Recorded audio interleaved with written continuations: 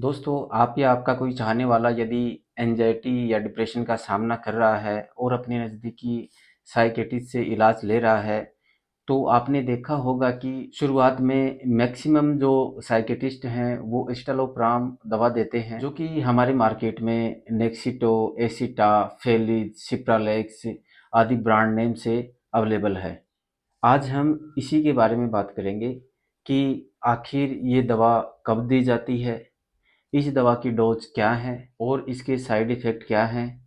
क्या हम इस दवा को अचानक बंद कर सकते हैं? दोस्तों, सबसे पहले हम इस दवा के क्लासिफ़िकेशन के बारे में बात करते हैं।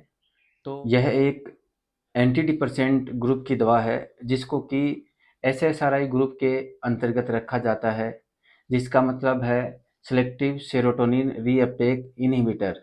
जैसा कि इसके नाम से ही स्पष्ट है, यह हमारे दिमाग में सेरोटोनिन नामक हैप्पी हार्मोन को रिलीज करवाती है, अर्थात उसको बढ़ाती है, जिससे कि हमारा मन खुश और एनर्जेटिक फील होता है। आगे हम बात करेंगे कि आखिर साइकियाट्रिस्ट इस दवा को किस किस बीमारी में देते हैं। इसमें सबसे पहले दोस्तों हम बात करें तो यह दवा डिप्रेशन और एंजाइटी में एफडीए अप्रूव्ड है। इसके अलावा इसको फोबिया, पैनिक डिसऑर्डर और ओसीडी में भी दिया जाता है। आगे हम चलते हैं तो इस दवा की डोज के बारे में बात करते हैं। यह दवा मार्केट में 5 मिलीग्राम, 10 मिलीग्राम और 20 मिलीग्राम की स्ट्रेंथ में अवेलेबल है। दोस्तों, डिप्रेशन और एंजाइटी में अक्सर इस दवा को 5 मिलीग्राम से हम शुरू करते हैं और रेस्पॉन्स के अनुसार टाइट्रेट करते हुए 20 मिलीग्राम तक ले जाते हैं।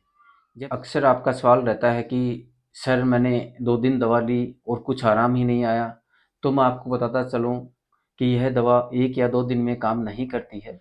इस दवा का रेस्पॉन्स 1 से 2 वीक लेने के बाद शुरू होता है और पूरा रेस्पॉन्स आने में 4 से 6 सप्ताह का समय लगता है।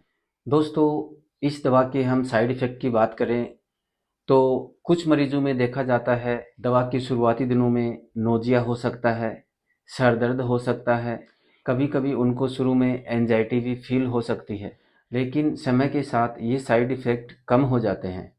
इसके साथ-साथ कभी-कभी मुँह का सूखना, पसीने ज़्यादा आना, नींद की समस्या होना, ये सभी साइड इफ़ेक्ट भी कुछ लोगों में देखे जाते हैं।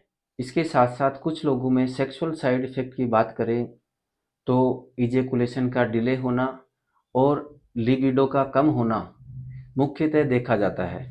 लेकिन सेक्सुअल साइड इफ़ेक्ट सभी लोगों में नहीं होते हैं। आप में कुछ लोगों का सवाल होता है कि सर क्या यह दवा लेने से एडिक्शन तो नहीं हो जाएगा? मैं इस दवा को छोड़ पाऊँगा कि नहीं पाऊँगा?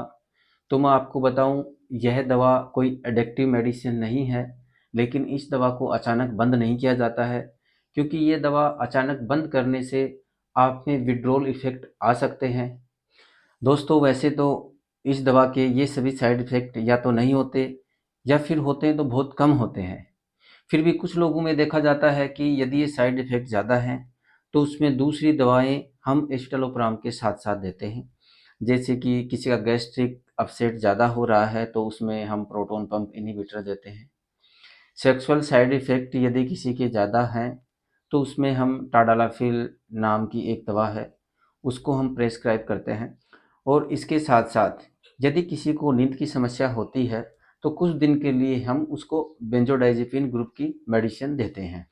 दोस्तों, इस दवा की एक ख़ास बात यह है कि इसके इंटरेक्शन बहुत कम हैं। इसको यदि किसी मरीज़ के दूसरी बीमारी है, यानी कि जैसे हार्ट की समस्या, डायबिटीज़ की समस्या या कोई दूसरी बीमारी, उसमें हम इसको आसानी से दे सकते हैं, क्योंकि इस दवा के इंटरेक्शन बहुत ही कम हैं।